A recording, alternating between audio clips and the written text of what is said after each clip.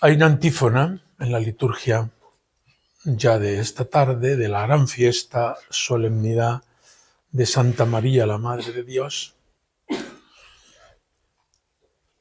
que dice: en la zarza que Moisés vio arder sin consumirse, reconocemos tu virginidad, admirablemente conservada.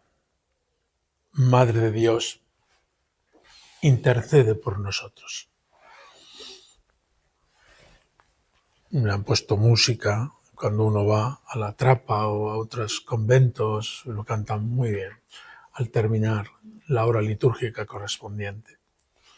Pero yo me quedo con el texto y su contenido profundo.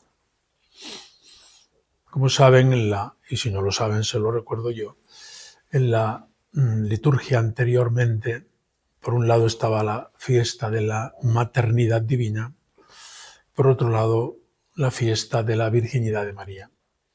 La reforma litúrgica se ha unido para poner maternidad divina y virginidad unidas, porque van unidas, como ahora veremos.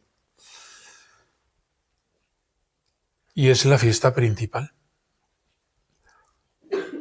Es reciente la unión de estas dos y se ha colocado en la octava de Navidad, con buen sentido, puesto que estamos en torno a el origen de Jesucristo y su entrada en este mundo. Y la entrada la ha hecho por la mediación de su Madre Santísima, la Virgen María. Pero a mí me parece con poco éxito pastoral, porque la octava de Navidad coincide con el primer día del año. Yo he estado en parroquia muchos años, de párroco, y la gente el día 1 no está ni para virginidades ni para maternidad. Con los ojos hinchados, viene a la misa por la tarde y se va enseguida, pero vamos, pasa a saludarte y feliz año nuevo. Ya está. Están saturados de todo, ¿no? De visitas, de cenas, de no dormir. Así que a mí me da una lástima enorme que esta gran fiesta, fíjense que es más importante que la Inmaculada, la fiesta del 1 de enero, porque es la maternidad divina de María, la maternidad virginal, que es el punto principal. Fue el primero que fue definido en el Concilio de Éfeso, en el año 431. Y luego ha venido la Inmaculada y bueno, todos los misterios de María se juntan en ella, ¿no? Y son todos preciosos, ¿no? Como la Asunción en cuerpo y alma a los cielos, pues ha sido un dogma definido hace 75 años. Hemos celebrado este año el 75 aniversario del dogma, pero como celebramos tantas cosas, quizás se nos ha pasado, pero el 1 de noviembre del año 50, el Papa Pío XII definió que María es asunta en cuerpo y alma a los cielos. Pero de todas las cualidades con que Dios ha adornado a su Madre Santísima y nos la ha dado como madre, la principal es Theotokos, que es la Madre de Dios. Era tan fuerte eso que a Nestorio le rechinaban los oídos.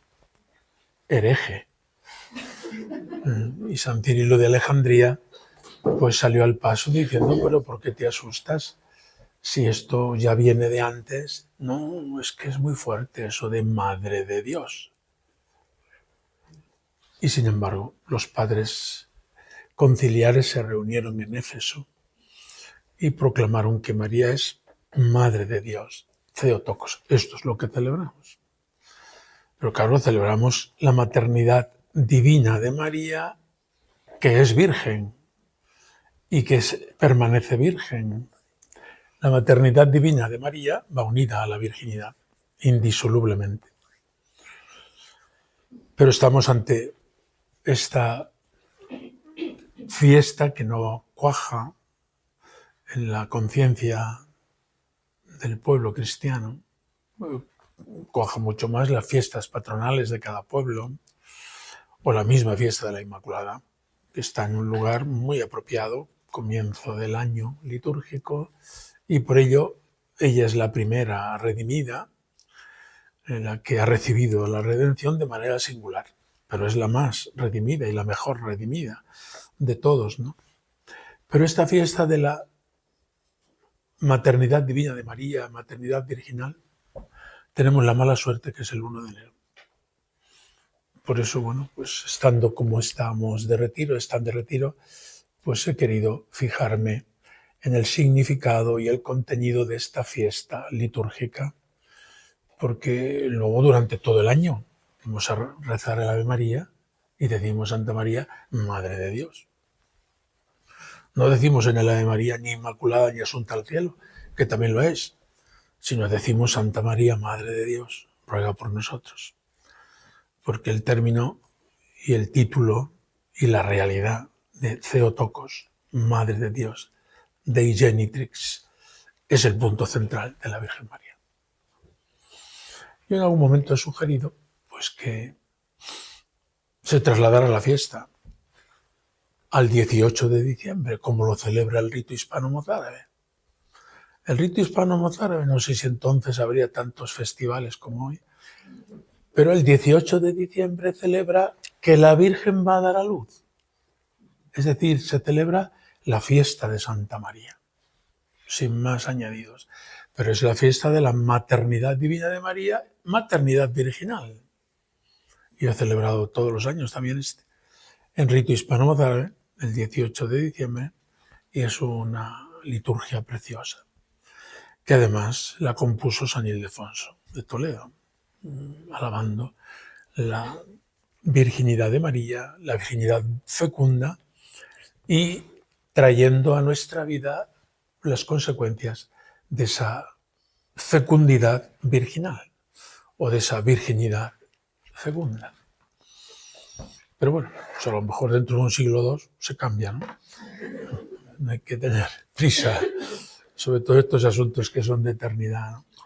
Pero me parece desde el punto de vista práctico más oportuna, porque estamos preparándonos, todavía casi ni hemos puesto el Belén, ni los espumillones, bueno, los colegios sí se pone ya primero de Adviento, ¿no? Pero todavía como que no nos ha dado tiempo a distraernos. Y se nos presenta la imagen de María en la liturgia, el 18 de diciembre. La gente en España sabe que ese día es algo de la Virgen. Yo no sé qué es, pero es algo. Bueno, es la fiesta hispano-mozárabe que ha pasado a la liturgia romana en algún momento, pero la fiesta es típicamente mozárabe. Es 8 días antes de la Navidad, no 8 días después de la Navidad, que estamos ya de turrones y todo más que saciados, ¿no?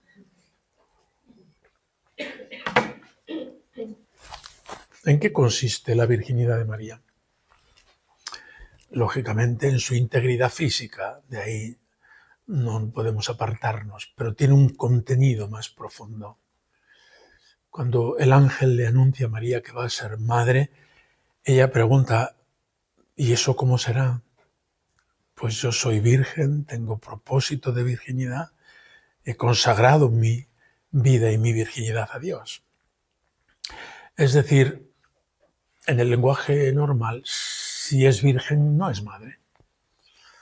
Y si es madre no es virgen. Son como términos opuestos.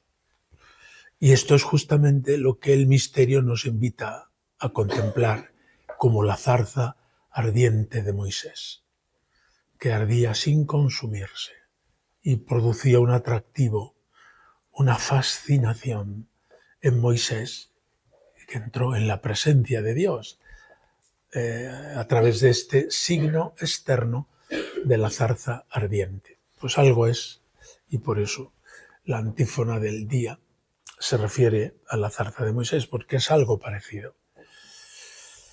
Es decir, es un misterio que no es accesible a la razón humana, como no lo son ningún misterio de la fe, ¿no? Otra cosa es que podamos explicarlo hasta donde podamos y podamos disfrutarlo y entretenernos desde la fe en lo que eso significa y podamos entrar en el misterio y contemplar este misterio. La virginidad de María, por tanto, significa esa integridad física y también esa integridad en su corazón, Recuerda San Agustín que María concibió primero en su mente y después en su vientre. Hace ese juego de palabras para hacer entender que María ha estado abierta a la escucha de la palabra y esa palabra ha tomado cuerpo, carne, en su propio corazón y después en su vientre. Por tanto, la virginidad de María es una apertura, dejándole a Dios la iniciativa, dejándole a Dios que Dios haga lo que tiene que hacer, según el plan de Dios que ella no conocía y le vino anunciado por el ángel en el capítulo 1 del Evangelio de San Lucas. Por tanto, virginidad significa integridad física, pero significa sobre todo una actitud profunda del alma, del corazón, de la mente, en la escucha de la palabra de Dios. Y por tanto la virginidad se identificaría con la obediencia, con estar a la escucha de lo que Dios quiere. Y en ese sentido todos hemos de imitar a María, porque esa es la actitud fundamental de la fe, que viene por el oído, por la escucha y que viene por la obediencia de la fe. Pero María, en esa virginidad de la que habla la doctrina católica, pues en todos sus documentos, es una virginidad fecunda. Nosotros entendemos la palabra virginidad fácilmente al estilo pagano, pues la que no se casa, la que no concibe hijos, la que va a ser estéril, la que va a vivir y sufrir una merma en su vida, compensada con otras cosas. Y no es así, porque la virginidad de María significa la fecundidad mayor a la que puede una mujer aspirar en su vida. La virginidad de María no es una tara, no es una merma, no es una disminución de su ser mujer, sino que esa virginidad va a desembocar justamente en una maternidad, la maternidad del Hijo de Dios que se hace hombre. En el Concilio de Calcedonia, cuando se habla de que Jesucristo es Dios verdadero y hombre verdadero, se van describiendo 4 paralelismos: verdadero Dios, verdadero hombre, completo en su humanidad, completo en su divinidad, etc. En el cuarto paralelismo nos presenta engendrado, refiriéndose a Jesucristo. Engendrado antes de los siglos del Padre en la divinidad y en el tiempo de María Virgen en la humanidad. Por tanto, ahí ya la Iglesia ha llegado pues a una síntesis doctrinal de que María es un icono del Padre en la generación del Hijo. ¿Y cómo es la generación del Hijo en la eternidad? Pues la generación del Hijo en la eternidad es del Padre. El Padre engendra a su Hijo por la sobreabundancia de vida. Y eso se llama virginalmente. Por tanto, la virginidad de María será la generación o el engendrar a su Hijo en cuanto hombre por sobreabundancia de vida. Eso es la virginidad. La virginidad cristiana, por tanto, no es ni en María, ni en Jesucristo, ni en nosotros una merma, sino que es una fecundidad de otro tipo, más grande precisamente, de una vida que viene de Dios, de la que nosotros somos colaboradores o partícipes, ¿no? Hace poco hablaba con una joven pues que tiene vocación y marchado a la vida contemplativa y me decía que una de sus dificultades era esta: yo quiero ser madre. Y claro, Si es que Dios te ha hecho mujer y por eso quieres ser madre, me parece muy bien. Pero es que si Dios te llama a esta vocación, no vas a dejar de ser madre. Otra cosa es que descubras qué tipo de fecundidad es la que Dios quiere darte. Pero sin madre no te quedas. O sea, sin ser madre no te quedas. Por eso hay que mirar a María y entender su virginidad. Y si María es icono, reflejo, imagen de Dios Padre en la generación del Hijo, el Padre lo engendra en la eternidad como Dios, y esa generación es eterna. No es antes el Padre y luego el Hijo. No, son simultáneos. Pero el Padre no ha tenido ninguna colaboración en la generación eterna. ¿Quién ha colaborado con el Padre en la generación del Hijo? Nadie, ni siquiera el Espíritu Santo, que procede del Padre y del Hijo. Es la tercera de las personas divinas. Dios Padre ha engendrado a su Hijo él solo. Se sobra y se basta para engendrar a su Hijo, porque tiene tanta vitalidad que no ha habido colaboración de nadie, ni de dentro ni de fuera. La generación eterna del Verbo. Esa generación eterna del Verbo hay que recurrir a ella porque es la fuente de todo. Estamos ahora celebrando la Navidad, que es pues que ese Verbo engendrado en la eternidad por el Padre ha sido engendrado y dado a luz en el tiempo, en la historia, por su madre, María. Y es eso lo que celebramos en la fiesta de mañana. Que María es madre y no de cualquier manera. Es madre al estilo de Dios Padre. Es madre virginalmente. Por tanto, el entendimiento, la inteligencia de la virginidad de María nos sitúa más en la fecundidad superlativa de Dios Padre al engendrar a su Hijo, y de Dios Padre que es fuente de toda vida. Incluso es fuente de la vida biológica que los humanos traen a este mundo colaborando con Dios. Pero Dios es fuente de toda vida, de esa vida biológica y natural que tiene pues un final, tiene fecha de caducidad, decíamos ayer, pero es vida y por ese camino hemos venido todos a este mundo. Y es muy bonita esa vida y esa propagación de la vida. Pero Dios es fuente sobre todo de una vida sobrenatural que nos ha venido por la muerte y la resurrección de Jesucristo, y nosotros somos colaboradores de esa nueva vitalidad que no tiene fecha de caducidad y que no es menos maternidad o paternidad que la biológica. Por tanto, la virginidad de María ilumina esta realidad de la vida cristiana. La maternidad divina de María, que es virginal, ilumina qué tipo de maternidad y qué tipo de, cómo ha sido esa generación.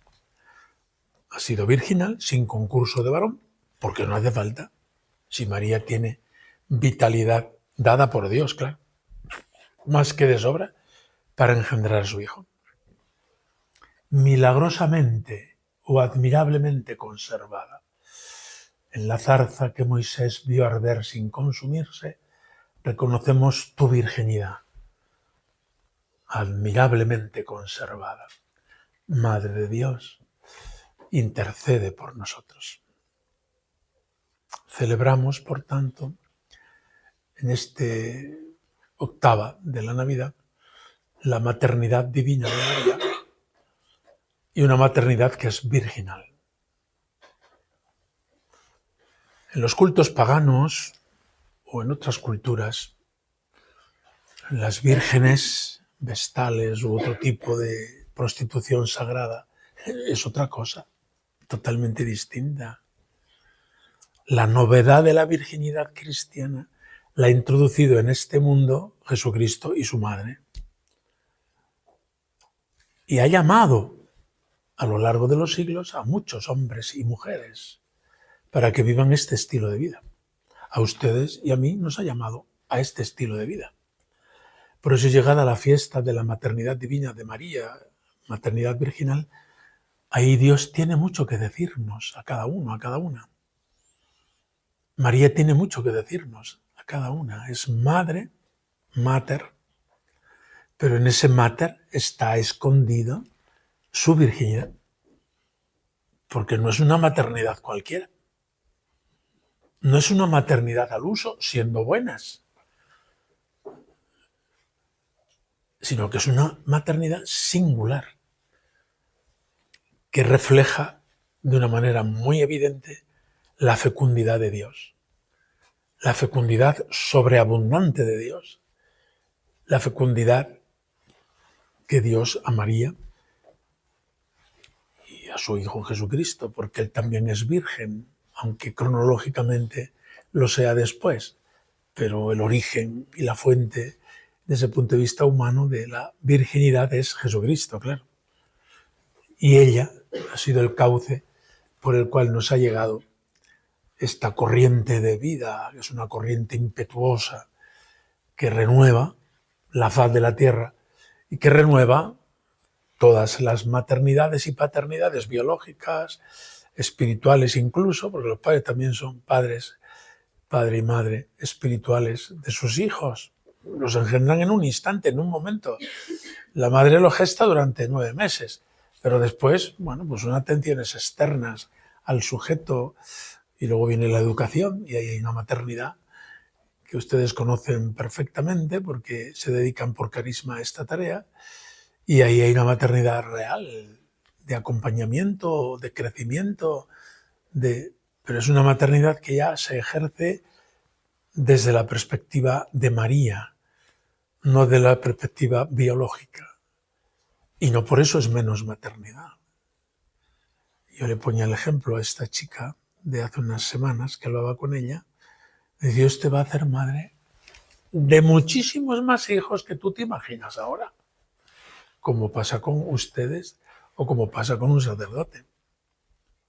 La fecundidad uno no puede sospechar, pero sin duda que supera y con mucho a cualquier otra fecundidad biológica humana. Ahí nos quiere meter el Señor, en el misterio de este día de Santa María, la Madre de Dios, virginalmente. Continúo con la maternidad divina, ¿no?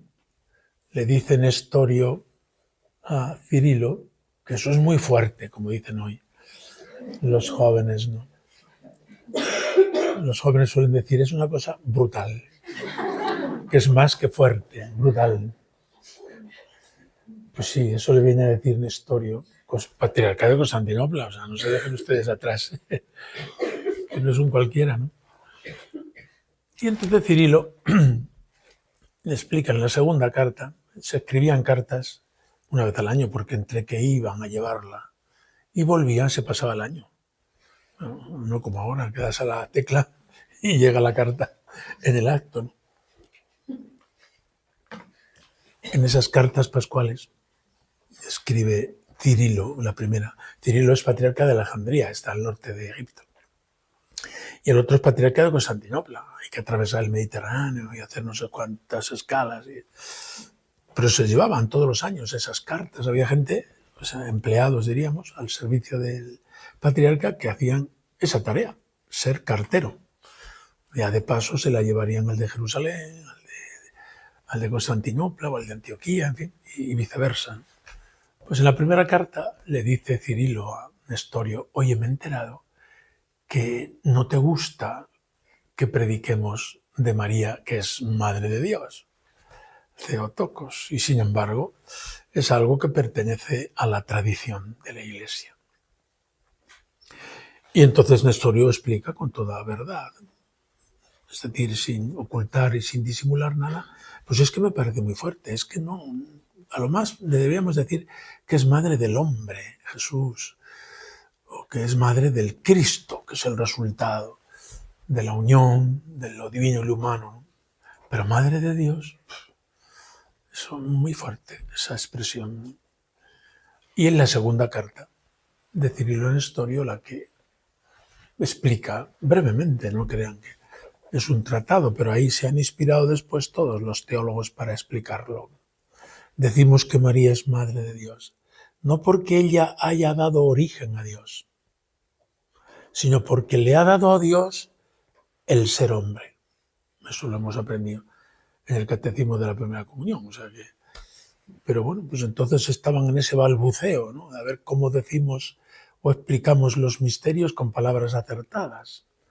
Entonces, la segunda carta de Cirilo Nestorio, sí, el concilio de Éfeso es el año 431, este es del 429, la carta. Y ahí explica cómo y por qué María es Madre de Dios. No es Madre de Dios porque ella, siendo una criatura, ha dado origen o haya dado origen al Creador. No, eso no cabe. Eso no solamente es muy fuerte o brutal, es que eso es una blasfemia. María no puede dar origen al Creador, sino que María es Madre de Dios en cuanto que le ha dado a la segunda persona de la Trinidad el poder ser hombre, y es verdadera madre. Porque supuesta la unión hipostática, que eso lo explicará el Concilio de Calcedonia 20 años después, supuesta la unión hipostática, nosotros ya vivimos de la herencia doctrinal que ahí se nos da. La humanidad está unida a la divinidad, no fundida, no separada, sino que está unida en la persona. Es muy bonito cómo se explica esto en Cristología y en la persona, y por eso se dice, porque la persona es palabra en griego hipóstasis, es una unión hipostática. ¿Puedo pintar? Deme algo que pinte, no una sola cosa. Esto, gracias. Vale. Si yo pinto así la naturaleza divina, que es del Padre, del Hijo y del Espíritu Santo, y lo dejo abierto porque es infinita, la unión de lo humano y lo divino se ha producido, esta como que sería la naturaleza humana, que tiene cuerpo y alma.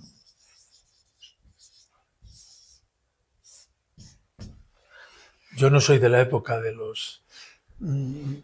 la proyección de las filminas esas, del PowerPoint. Soy de la época de los muñequitos. Entonces, la unión de lo humano y lo divino se produce en la persona del Hijo.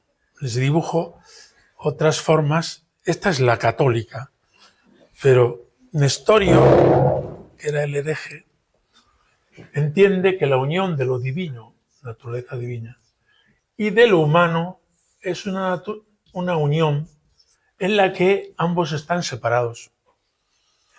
Por tanto, la madre, que es María, sería madre de esto, no de aquello. Tenía razón Nestorio, solo que lo que no entendía bien era la unión hipostática. Y los opuestos, los monofisitas, en fin, los alejandrinos, entendían la unión de la naturaleza divina incrustada en la naturaleza humana.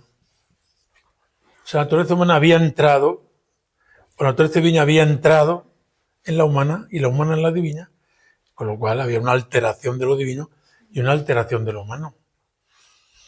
Aquí sí que es fácil decir que María es Madre de Dios en el sentido correcto, como hemos dicho antes. Pero ni esto, que son los nestorianos, ni estos que son los monofisitas, son la postura católica. La postura católica es esta. Y la clave está donde se unen lo humano y lo divino. y se une lo humano con lo divino, permaneciendo humano, plenamente humano. Más aún, la unión hipostática garantiza que lo humano sea humano, cosa que está hecho polvo lo humano por el pecado. Cuando el Hijo de Dios se ha hecho hombre, ha restaurado la naturaleza humana y ha hecho que el hombre sea hombre en plenitud. Cuando digo hombre, entra varón y mujer. Está claro, ¿no? Bueno, es importante ese muñequito para entender cómo María, esto lo explica el Concilio de Calcedonia, cómo María ha sido madre dándole a su hijo nada más y nada menos que el cuerpo. María no le ha dado más. Y ya es mucho, ¿eh? Se lo ha dado de manera milagrosa, porque el cuerpo a nosotros nos viene por la unión de nuestros padres. En este caso ha sido ella sola la que le ha dado el cuerpo. Porque el alma viene infundida, viene creada por Dios en el momento de la concepción, en nosotros y en Jesucristo. Jesucristo tiene alma humana, alma creada para Él. Pero se llama a nuestros padres. No se dice que son padres solo de nuestra parte material. Son padres de toda la persona y del sujeto, que se llama fulanito de tal, ¿no? O fulanita de tal. O sea, la paternidad no termina en el cuerpo que ellos ofrecen, los padres, o que María ofrece, sino que la maternidad de María termina en la persona, que es la dueña y propietaria de aquella naturaleza, alma y cuerpo. Bien, pues explicada queda un poquito, ¿no? Siempre dentro del misterio, la maternidad divina. Ciertamente, la Iglesia, ya en el concilio de Éfeso, año 431, define que María es Madre de Dios. Y el pueblo cristiano lo celebró con antorchas y con cantos. Fueron a recoger a los padres conciliares, a la aula conciliar en Éfeso, y los llevaron a sus casas, a cada uno a la suya, donde residieron. Fue una noche de fiesta en la historia de la humanidad, cuando los padres conciliares, que eran los depositarios de la fe de la Iglesia, llegaron a este acuerdo de poder proponer a la Iglesia que María es Madre de Dios, porque el término Theotokos no aparece en la Escritura. Aparece que María es madre de ese niño que ha nacido. Más aún es una señal.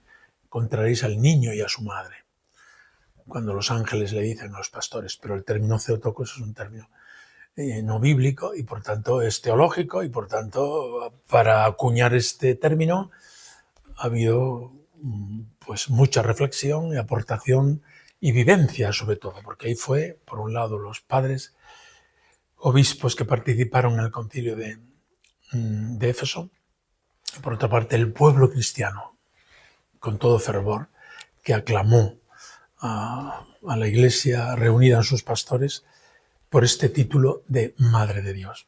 Eso es lo que celebramos el 1 de enero, la maternidad divina de María, que no es algo que sale así de la chistera, ni que sea algo que sea fácil de... No.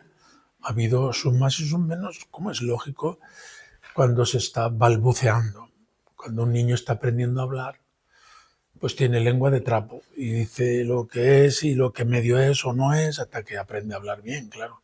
Pues eso ha pasado en la evolución del dogma, ¿no? Ha habido intentonas de poderlo decir así o asao, y no es extraño que haya habido balbuceos y equívocos en palabras, en términos, etcétera, ¿no? Pero cuando ya la Iglesia llega a la clarificación, y este es un hito importantísimo en la historia de la Iglesia, María queda ya, diríamos, definida como Madre de Dios. Este es su privilegio principal y del que brotan todos los demás. Pero junto a maternidad divina viene la virginidad, porque es que la manera como María ha sido madre es una manera muy, muy, muy singular, que en la Iglesia es prolongada por quienes son llamadas o llamados a vivir la virginidad. Por eso la fiesta no solamente es en honor de María, la Madre Santísima del Hijo de Dios hecho hombre, y Madre nuestra, que luego nos la ha dado Él al pie de la cruz. Madre, con lo que significa esa palabra, ¿no? Se nos llena la boca cuando la decimos, ¿no? Madre, pues es Madre de Dios, sí, y Madre nuestra. Sino que esa maternidad se ha ejercido no a pesar de ser virgen, no marginalmente a su virginidad, sino que ha sido una maternidad que se ha producido en la virginidad. Luego la virginidad cristiana se ilumina mirando a María. Ella es la que nos ilumina el misterio de esta fecundidad virginal, que es maternidad, claro. La Iglesia, después del concilio de Éfeso y Calcedonia, viene el concilio de Constantinopla II. Para ese momento, estamos ya en el siglo VI, ha acuñado una fórmula. María es siempre virgen. Lo decimos con mucha facilidad, en la salve y en otros momentos. Y nos parece que es una palabra totalmente inocente. No. Es una palabra que tiene mucho contenido en esa historia del dogma. La siempre virgen. Y al explicar la siempre virgen, es una explicación dogmática que María es virgen antes del parto, en el parto y después del parto.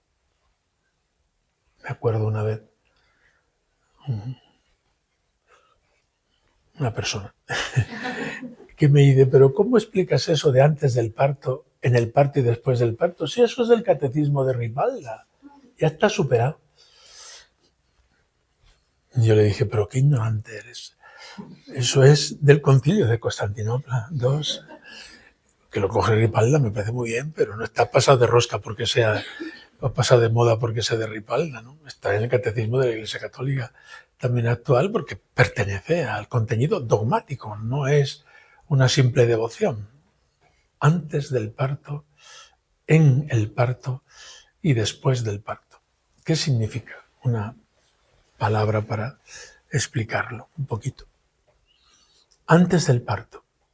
Es sencillo de entender y no lleva más explicación, más que María ha concebido un hijo sin haber tenido unión sexual con un varón. Tengan en cuenta que este aspecto también en nuestros días es negado en ambientes, a veces incluso católicos. En eso no son católicos, claro. Dicen, bueno, la virginidad de María, pues pudo ser por la unión con José. Y ahora explicaré otra que es más bruta todavía, pero bueno. Pues no, mira, porque es que si María no es virgen, su hijo no es Dios. O sea, son las dos caras de la misma moneda. Eso va unido inseparablemente. El sello de calidad de que este es Dios es que su madre es virgen. Eso es importante.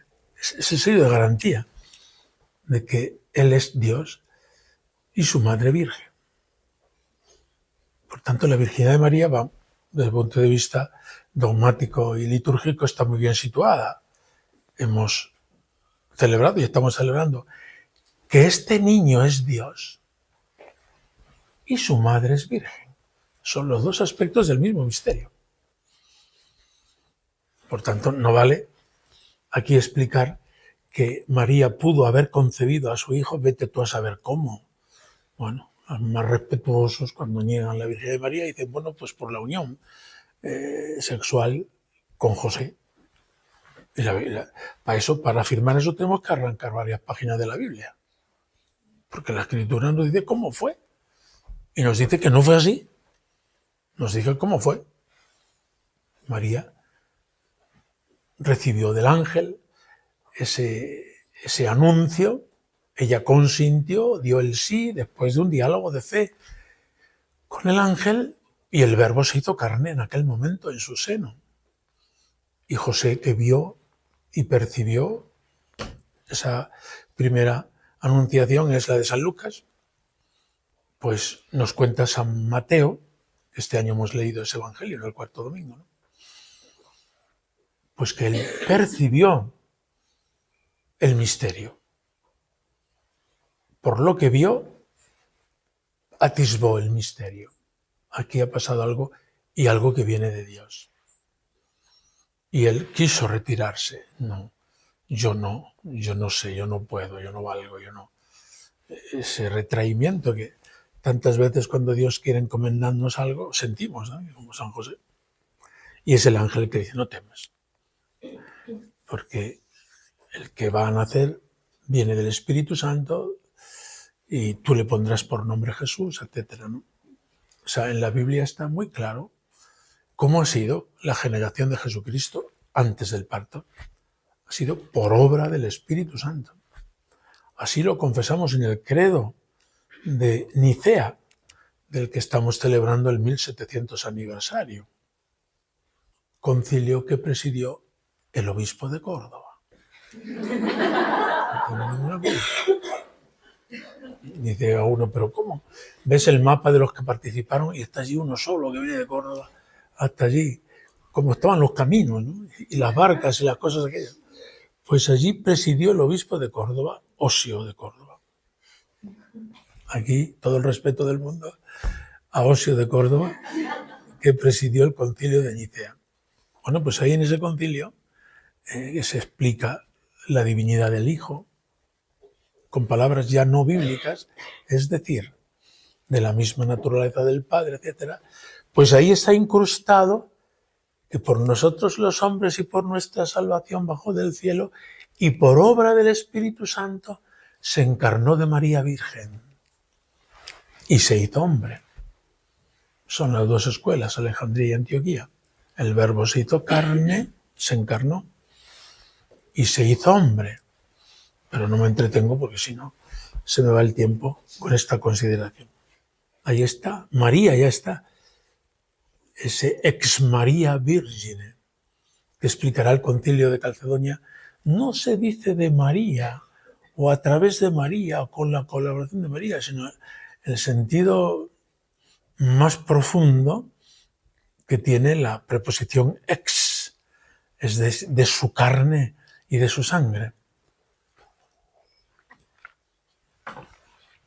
Por tanto, la virginidad antes del parto no presenta ningún problema, porque todos entendemos lo que es. Ya digo, hay quienes, incluso católicos, uno lee algunos libros y dice, pero bueno, pero ¿qué está diciendo?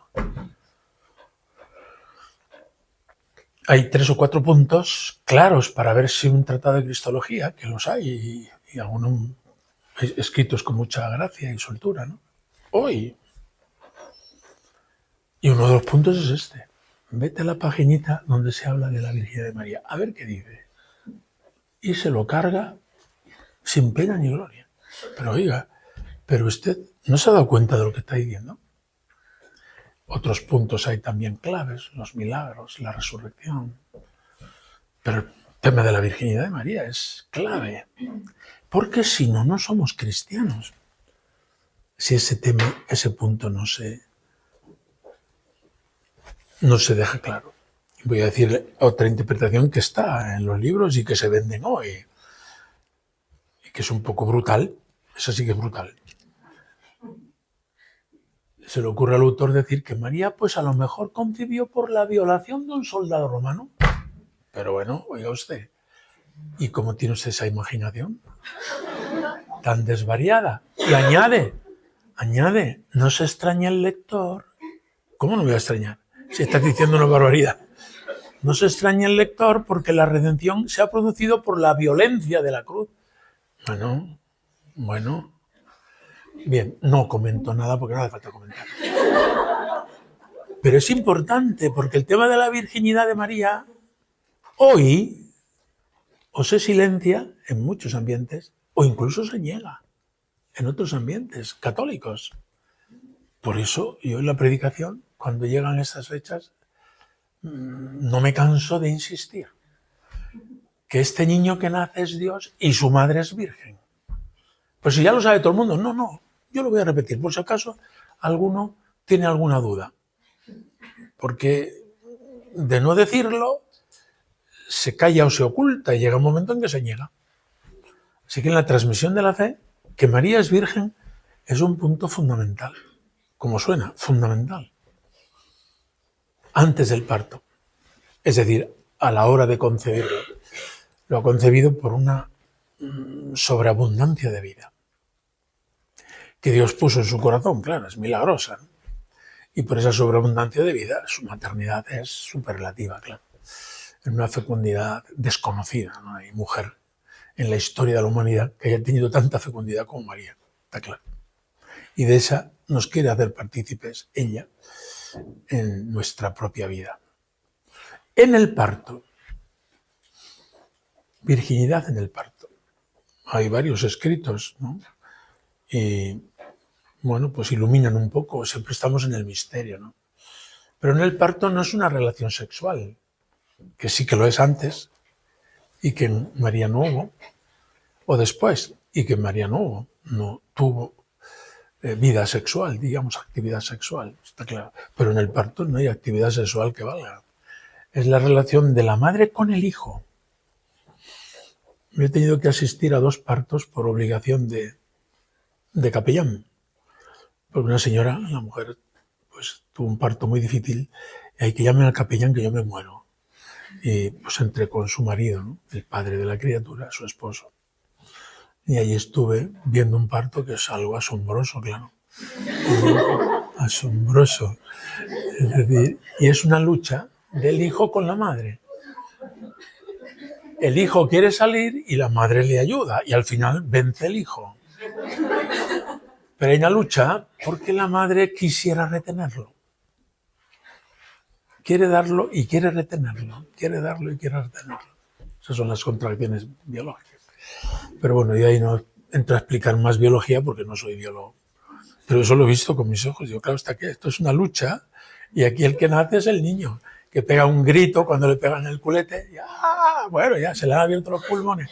Amén, ¿no? Aleluya, ya felicidades a la mamá, felicidades al papá y a todo el mundo, y luego ya a la enfermera que lo lave porque sale lleno de sangre, pobrecito, ¿no? Pero es importante este momento porque las madres por su propia naturaleza son posesivas. ¿Es así? Y los padres igual, ¿eh? Pero las madres más porque son las que han parido, claro. Y su hijo, su hija, no hay quien se lo quite por nada del mundo, como leonas lo defienden, ¿no? En parte está hecho así por la naturaleza. Pero en el caso de María, ella fue pura donación. Ella dio a su hijo sin dolor y fue pura oblación. Esa es la virginidad del parto. María dio a luz a su hijo y no lo retuvo para sí. Fue generosa. Y sabiendo que era suyo, nos lo ha dado. Lo ha compartido con todos. Fijaos que nuestra virginidad fecunda tiene luego una aplicación concreta. Porque nosotros a nuestras obras, a nuestros grupos, a nuestras tareas, a lo que es nuestro, ahí le tenemos tanto cariño, que cuando nos cambian de destino es como un parto. Y no virginal, porque nos cuesta mucho dejarlo. Pues en esto es ejemplo María. Es importante mirarla a ella, cómo ella ha dado a su hijo y no lo ha perdido. No se ha quedado sin él. La virginidad en el parto es la relación que tenemos cada uno de nosotros con la obra de nuestras manos, de nuestro trabajo, de nuestro esfuerzo, Debe ser una relación virginal, no posesiva. Debe ser una relación oblativa, generosa. Pues sí, yo he estado en este lugar, he hecho esto, lo otro, pues qué bien, doy gracias a Dios. Y ahora pues que lo haga otro, lo siga otro o lo suprima, claro, lo que quiera. Y actúa según los criterios que Dios le inspire, ¿no? Virginidad en el parto. Yo lo medito mucho para mí y no tengo que parir a nadie, como pueden comprender. Pero lo medito mucho porque en nuestras obras somos muy nuestros, muy de lo mío. Esto es mío, de mí y para mí. María no ha sido así con su hijo. Y no cabe duda de que su hijo es su hijo. Y lo ha sido para siempre y lo sigue siendo. Pero cuando María nos lo ha dado, no lo ha perdido, no se ha quedado sin ello, sin él, sino que lo ha compartido con nosotros. La virginidad de María es antes del parto, en el parto y después del parto, que tampoco tiene especiales dificultades de explicación. Por tanto, entremos en la liturgia de este día, ya esta tarde con las primeras vísperas de Santa María, la Theotokos, la Madre de Dios, que además es Madre virginal, Madre y Virgen. Y la liturgia lo recuerda de varias maneras, ¿no? Y podamos celebrar esta fiesta con provecho, porque María nos quiere hacer entender, lo primero, que su Hijo es Dios. Este es el signo principal de su virginidad. Y que su Hijo es Dios y ha sido alumbrado, ha sido concebido, alumbrado y continuamente acompañado con una actitud virginal, que es una actitud oblativa, generosa, de entrega. Y de ahí sacaremos nuestras consecuencias para nuestra propia vida. Gloria al Padre y al Hijo y al Espíritu Santo.